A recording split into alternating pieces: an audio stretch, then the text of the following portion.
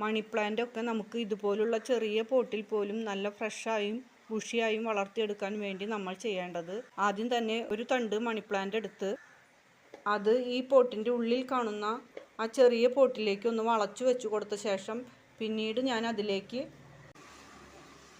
ചെറിയ baby metal ഇട്ട് കൊടുക്കുകയാണ് ചെയ്യുന്നത്. പിന്നീട് അത് നമുക്ക് നന്നായി നനച്ചു കൊടുക്കണം. അങ്ങനെ നനയ്ക്കുമ്പോൾ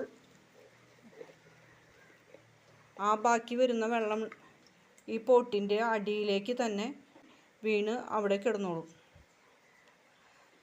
നമ്മൾ വെച്ച് കൊടുത്തിട്ടുള്ള മണി പ്ലാന്റ് വളരെ പെട്ടെന്ന് തന്നെ അതിലേക്ക് വേരൊക്കെ നിറഞ്ഞ് എപ്പോഴും അതിനാവശ്യമായിട്ടുള്ള ആ വെള്ളം ഇതിൽ നിന്ന് വലിച്ചെടുത്തുകൊണ്ടിരിക്കും.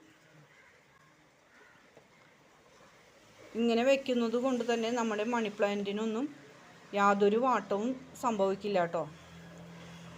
ആഴ്ചകൾക്കൊക്കെ ശേഷം നമ്മൾ ഇതിലേക്ക് വെള്ളം കുറഞ്ഞാൽ മാത്രം ഒഴിച്ചു കൊടുത്താൽ മതി.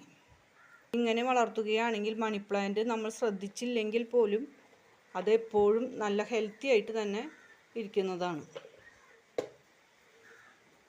വളങ്ങളൊക്കെ നമുക്ക് ഇലകളിൽ സ്പ്രേ ചെയ്ത് കൊടുക്കാവുന്നതാണ്.